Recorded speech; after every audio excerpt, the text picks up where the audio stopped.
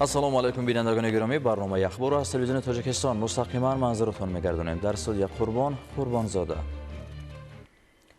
حکومت جمهوری تاجیکستان در استراتژی ملی رشد برای دوره تا سال 2003 دقت مخصوص را به تامین پیشرفت بخش خصوصی توسط جلب سرمایه روانه کرده است و آن را یک هدف مهم در چهارچوب سیاست اقتصادی کشور اعتراف نموده است. موضوع را همکاران ما شرح بیشتر می‌دهند.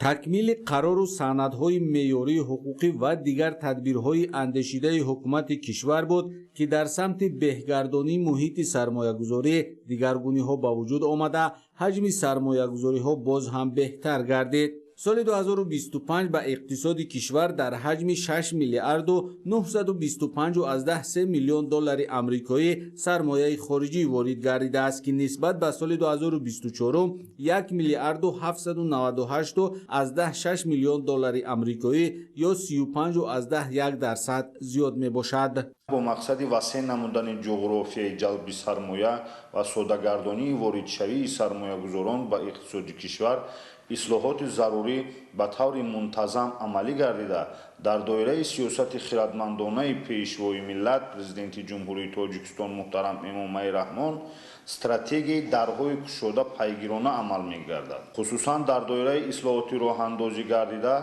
با قیدگیری فعالیت صاحبکاری در جمهوری تاجیکستان به طور الکترونی و رایگان به راه مانده شده رسمیات به قیدگیری در مهلت تا 24 ساعت انجام داده می شود. فعلا مجموع لایحه‌های سرمایه‌گذاری دولتی عمل کننده در جمهوری تاجیکستان 82 عدد بوده، مبلغ عمومی آنها 43.2 میلیارد سومانی را تشکیل می‌دهد. از 82 لایحه سرمایه‌گذاری دولتی عمل کننده در جمهوری تاجیکستان 55 لایحه گرانتی، 5 لایحه قرضی و 22 لایحه در هم مبلغ گذاری قرض و گرانت میباشند. حکومت مملکت در استراتژی ملی رشد برای دوره تا سال 2030 برای تامین رشد استوار اقتصادی ملی توسط جلب سرمایه خارجی اعتبار مخصوص ظاهر کرده آن را یکی از هدف‌های سیاست اقتصادی اعتراف نموده است. کمیته دولتی سرمایه‌گذاری مانیتورینگ رفت تطبیق لایحه‌های سرمایه‌گذاری را گذرانیده هر ماه عاید به رفت از خودکنی مبلغ‌ها و حل مشکلات آنها به حکومت جمهوری تاجیکستان معلومات ارسال می‌نماید.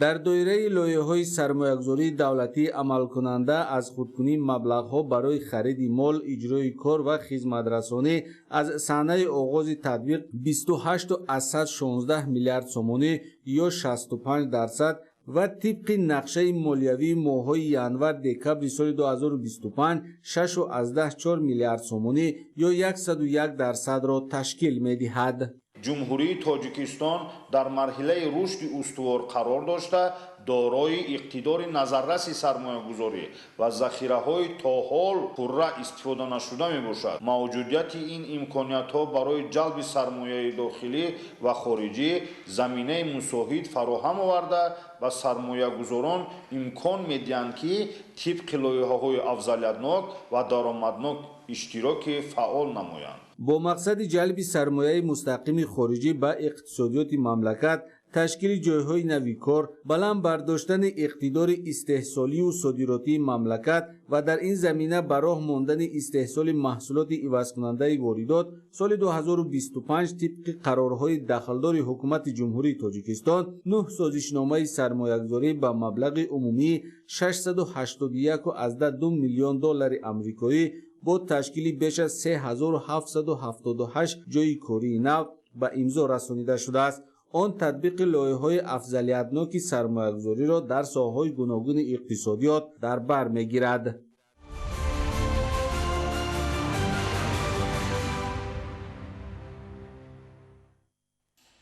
در ناحیه فرخار جهت بنیاد و برقرارسازی، حفظ و نگهداری و استفاده مقصدناک جنگلزار چون ثروت بی‌بها توجه خاص روانه کرده می شود. کارمندان مؤسسه دولتی خوجگی جنگل ناحیه با بنیاد میدان جنگلزار آغاز بخشیده، حالا این تدبیر در میدان 75 هکتار انجام داده می شود. گزارش در این خصوص کارمندان مؤسسه دولتی خوجگی جنگل نویای فرخار در پرتو دستور هدایت‌های پیشوای ملت پرزیدنت جمهوری تاجیکستان محترم امامعلی رحمان اوید حفظ و برقرارسازی جنگلزارها عمل کرده موضع‌های حدود جنگل را سال از سال سبز و خرم می‌گردانند. طبق اطلاع مسئولان مساحت عمومی جنگلزارها 27601 گکتار را در بر می‌گیرد. همه ساله در جنگلزارهای مؤسسه طبق نقشه کارهای بنیاد و برقرارسازی به راه مانده می‌شود که در این موسم نیز تدبیرها در این سمت مرامی تازه دارد. مؤسسه دولتی خوجگی جنگل نوحیه فرخار تصمیم گرفته است که در میدان‌های بکار خوابیده سنگ لخ که در آنها پرورش کردن نیال‌ها بسیار مشکل است. این سال در میدان 75 گکتار جنگل‌های نوی پیسه را بنیاد نماییم. در مسئله نقشه استحصالی خوجگی در جهت بنیاد برقرارسازی جنگل‌ها 50 گکتار بود. این سال ما تصمیم گرفتیم که همین نقشه را زیادتر نماییم. پرورش و استحصال پیسته اساساً زحمت و صبوری را تقاضا نموده در مدت بیش از 5 سال به حاصل می‌دارد. ثمره این نیکی زحمت پیوستگی کارمندان مؤسسه در موضع‌های سرپنتین و کریری نو ذوق کارمندان را با درک بلندی مسئولیت جهت نگاه و بین جنگلزارها بیش می‌نماید. بنیاد و برقرارسازی جنگلزارها در موضع‌های سنگلاخ کاری سهل نیست، ولی در صورت به ثمر رسیدن زحمت کشیدهشان کارمندان خوجگی جنگل دیرگر می‌شوند. از این موضع سیل می‌گذشت.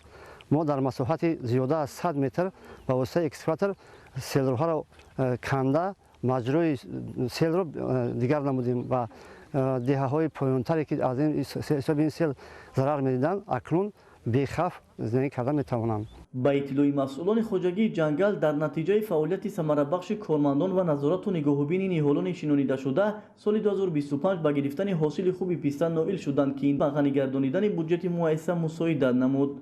مسئله وابسته به شرایط آب و هوا ما از پیسته‌زارهای موجوده خوجگی و مقداری از 5 تا 10 تن حاصل پیسته جمع‌آوری نموده و خوجگی درآمد می‌نماییم. بهر سهمگذاری در تطبیق برنامه دولتی که بازگشایی جمهوری تاجیکستان برای دوره تا سال 2040 کارمندان مؤسسه دولتی خوجگی جنگل نوحیه فرخار برابر شنانیدن 3000 بیخ نهالی پیسته اینچنین نقشه دارند که به خاطر حفظ طبیعت و به یک میدان تماشاباب و دیدنی تبدیل یافتن موضع کریری کهنه 5000 بیخ نهالی همیشه سبز شنانند. تدبیر بهداشتی با مرام تازه ادامه داشتن نهالان با ترتیب و اصول خاص شنانیده میشوند. اطلاع داده شد که برای تامین نشونمای خوب نهالان همیشه سبز و گرفتن حاصل خوبی پیسته تمام قوا و وسیله لازمی روانه کرده می شود. انور شاه سیدعلی زاده، سعید حامدی شریف، ناحیه فرخار، اخبار.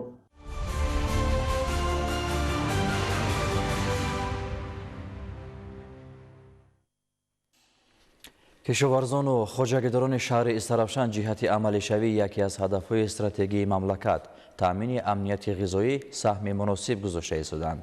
حالا در انبار و سردخانه‌های شهر و دهات استرابشان زیاد از 14000 تن کارتوشکا، بیش از 1300 تن سبزی و نزدیک 16000 تن پیاز موجود بوده دوره به دوره به بازارهای شهر و ناحیه‌های کشور از جمله به شهر دوشنبه انتقال یافته ایستادند. همکاران ما در این باره گزارش آماده کردند. نتیجه مهنت صافتیلانه خوجگیداران و کشاورزان با همت شهری استرابشان باستانی است که امروز ذخیره محصولات کشاورزی از قبیل کارتوشکا و سبزی، پیاز و میوه‌جات فراوان بوده در تامین امنیت غذایی مملکت زمینه استوار گذاشته است. این دستاورد نظررس در نتیجه عملی سازی دستور و هدایت‌های غمخوارانه پیشوای ملت محترم امامعلی رحمان بابت به کار انداختن زمین‌های بیکار خوابیده و از گردش کشاورزی برآمده و للمی توسط کافته و مورد بهره برداری قرار دادن چاه‌های عمودی همزمان دوره به دوره بلند گردانیدن حاصلناکی مزرعه‌های کشت شده به دست آمده است. طبق اطلاع آماری فعلا در انبار و سردخانه‌های شهر و دهات استرابشان زیاد از 14000 تن کارتوشکای نوهای خوراکی و تخمی، بیش از 1300 تن سبزی و نزدیک 16000 تن پیاز موجود بوده دوره به دوره به بازارهای شهر و ناحیه‌های کشور از جمله پایتخت مملکت شهری دوشنبه انتقال یافته ایستادند. این عمل نه تنها به بهتر نمودن تامینات اهالی با محصولات تازه وطنی بلکه جهت عملی سازی دستور و برنامه‌های مشخص بخش کشاورزی جمهوری تاجیکستان زمینه با اعتماد خواهد گذاشت. ما همین با پای کارتوشکا و سبزی کوریده مثال 10 تن 15 تن هر یک ساعتش 500 کیلو 600 کیلو مردم با بازارهای نرخش ارزان کردن با کمک اولین درجه خودمون رو دریغ نمی‌داریم. بعد از 20 روز کارتوشکای کوریدن سر میکنیم. بعد از 20 روزی کارتوشکای کوریدن کارتوشکا 100 روز میپزد. بعد از 100 روزی که پختنی کارتوشکا کنده ما سبزی بگوهی میکنیم که این موی نویا بره کنده میشه. солҳои охир ба василаи татбиқи яке аз ҳадафҳои стратегии мамлакат таъмини амнияти озуқаворӣ бахши истеҳсолии мамлакат пеш рафта, аз ин ҳисоб сатҳи некӯаҳволии мардум баланд гардидааст. Дар заминаи истифодаи тавсияи олимону мутахассисони соҳа ва ҷорӣ намудани қоидаҳои пешрафтаи агротехникаи кишоварзӣ, соли 2025 кишоварзони ҳамаи шаклҳои хоҷагидории шаҳрии Саравшан ба маблағи умумии 2 миллиарду 976 миллиону 852 ҳазор сомонӣ маҳсулот истеҳсол намуданд, ки ин нишон дод нисбат ба ҳамин давраи соли 2024 зиёда аз 105 миллион сомонӣ бештар аст. алҳол дар мавсими нави кишт масъулини мақомоти иҷроияи ҳокимияти давлатӣ ва кишоварзону деҳқонони чашмикордони шаҳрии Саравшан тамоми кӯшишу заҳмати хешро баҳри иҷрои дастуру ҳидоятҳои роҳбарияти олии мамлакат равона сохта, ба ин васила мехоҳанд дар рушду пешрафти Тоҷикистони биҳиштосо саҳми бориз гузоранд. Фирдавс Умарзода, Орзу Маъруфзода, шаҳри Саравшан, Ахбор.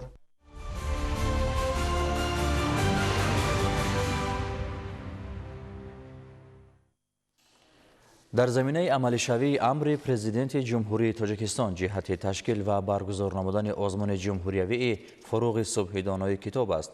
дар донишгоҳи давлатии Бохтар ба номи Носири Хусрав даври муассисавии озмуни мазкур оғоз шуда, ки дар он хонандагони литсеи назди донишгоҳ ва донишҷӯёни зинаҳои гуногуни таҳсил иштирок намуданд. гузориши ҳамкоронамон дар ин хусус.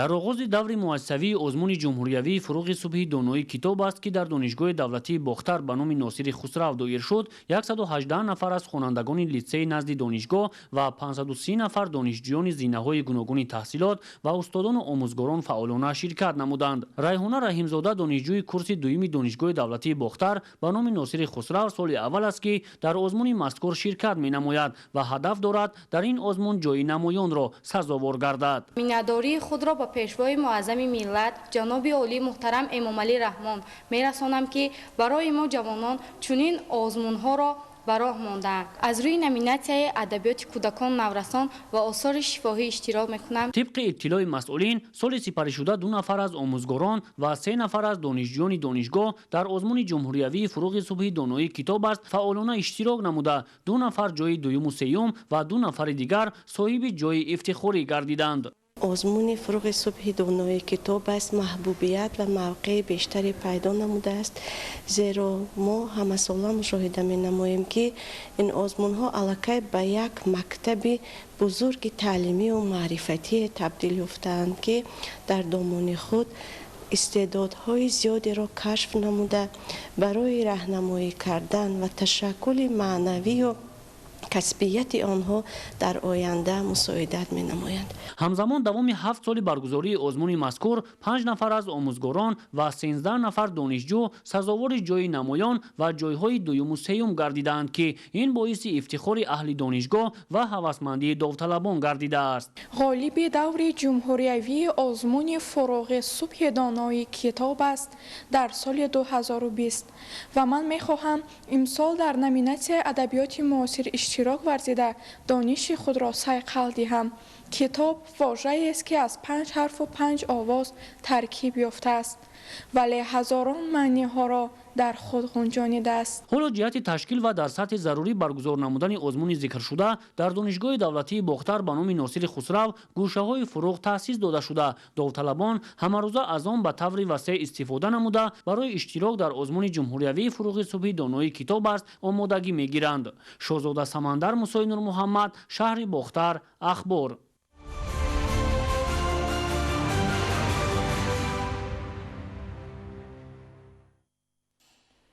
истифодаи мақсаднок ва оқилонаи нерӯи барқ аз ҳар як сокини кишвар масъулияти баланди шаҳрвандиро тақозо менамояд. мутаассифона бархе аз шаҳрвандон нисбат ба ин масъала бетафовутӣ зоҳир намуда ба қонуншиканиҳо ва истифодаи ғайриқонунии нерӯи барқ роҳ медиҳанд.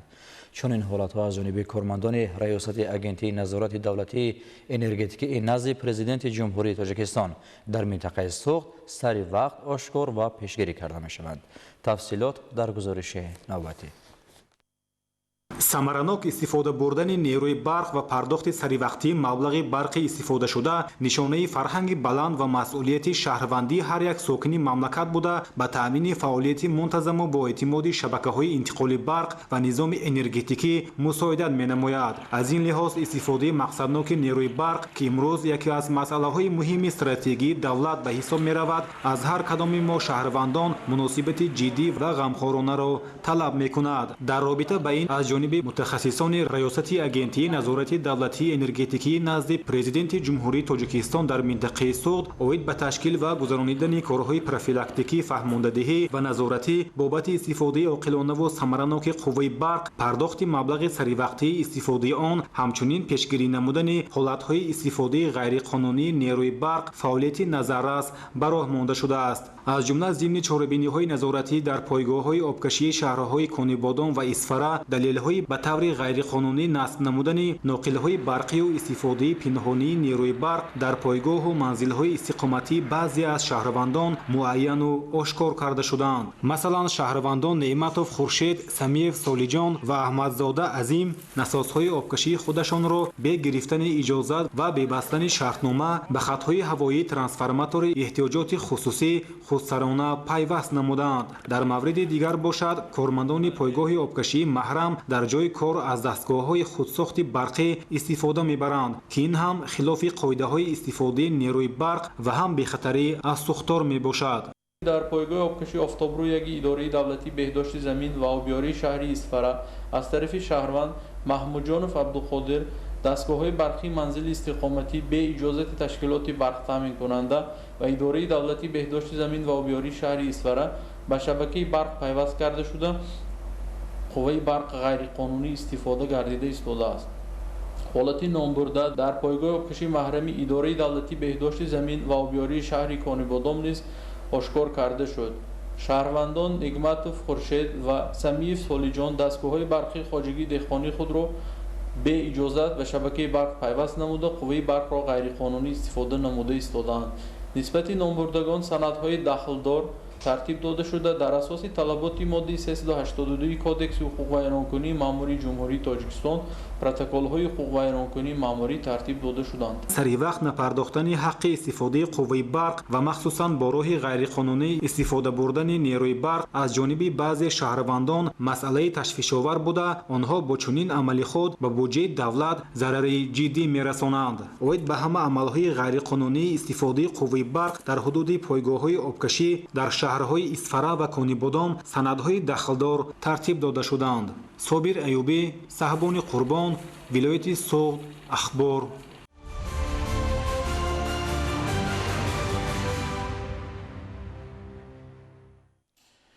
диабети қанд яке аз бемориҳои музмини паҳншуда дар ҷаҳон мебошад, ки ҳангоми баланд шудани сатҳи глюкоза дар хун ба вуҷуд меояд. агар диабет сари вақт ташхис ва назорат нашавад, метавонад ба дил, гурда, чашм ва асабҳо осеби ҷиддӣ расонад. мутахассисон мегӯянд, ки пешгирии беморӣ аз риояи ғизои солим, фаъолияти ҷисмонӣ ва назорати мунтазами сатҳи қанд дар хун оғоз меёбад. таваҷҷӯҳ намоед ба гузориши навбатӣ. гирифторшави одамон ба бемории диабети қанд имрӯзҳо яке аз мушкилоти муҳими соҳаи тандурустии кишварҳои олам ба шумор рафта, тибқи маълумотҳо айни ҳол дар ҷаҳон 800 миллион нафар аз ин беморӣ азият мекашанд ва тибқи пешгӯии коршиносони соҳаи тиб то соли 2050 шумораи чунин беморон дар ҷаҳон тақрибан ба 1,5 миллиард нафар мерасад. мутахассисони соҳаи тиб яке аз омилҳои асосии гирифторшавӣ ба бемории мазкурро дар баробари дигар сабабҳо фарбеҳӣ ва вазни зиёди бадан арзёбӣ менамоянд. омилҳои пайдошавии бемории диабети қанд ин омилҳои авлодӣ, пурхӯри камҳаракатӣ, бемориҳои фишорбаландӣ, ин шараёни бемориҳои фарбеҳӣ. омили дигараш бошад ин стресс, яъне стрессҳои гуногун ҳам метавонад ки шахсро ба бемории диабети қанд гирифтор кунад. тавре аз таҳлилҳо бармеоянд, камҳаракатӣ, истеъмоли нодурусти ғизо, машғул нашудан ба варзиш ва саривақт аз ташхиси табиби соҳавӣ нагузаштан омилҳое мебошанд, ки мутаассифона боиси афзоиши шумораи гирифторони бемории диабети қанд дар тамоми кишварҳои дунё гаштааст. انتخاب طرز حیات سالم، پیوسته به حرکت جسمانی و ورزش مشغول شدن، همزمان رعایت نمودن پرهیز و رجای استعمال مواد دارویی طبیب صحوی معین نموده، راه‌های اصلی پیشگیری و تبابت بیماری دیابت قند به شمار می‌روند. با شهروندان مسئولیت دادنی هستیم همچون متخصص که هنگام گرفتار شدن به بیماری‌های فشار بلندی شریانی و بیماری‌های فربهی و بیماری‌های غدود زیر معده، آنها باید تبابت کنند این بیماری را که تا با بیماری‌های گرفتار دیابت قند گرفتار نشوند. و چخیلی که ما خوب گفتیم شخصانی که از 40 سال بالا یا اینکه شخصانی که از کلان سال هستند در قند مقدار قند خود را اقلا در یک سال یک مرتبه سنجند که تا سری وقت این بیماری را دریافت کردند که تا به آریزه های این بیماری گرفتار نشوند و از با شهروندان مسئولیت دادنی هستیم که به نمودهای ورزش آنها باید مشغول شوند. طور در عرفیت میگویند پیشگیری از تبابت بهتر است. برای گرفتار نشدن به بیماری دیابت قند هر شخص را لازم است که حداقل دوام یک سال یک مرتبه از تشخیص متخصصان صحوی گذشته از وضع سلامتی خویش آگاه شود و در حالت پیدا شدن نشانه‌های این بیماری سری وقت و طبق توصیه طبیبان به تبابت مشغول شده از عاقبت‌های ناگوار این بیماری خود را امین نگاه دارد.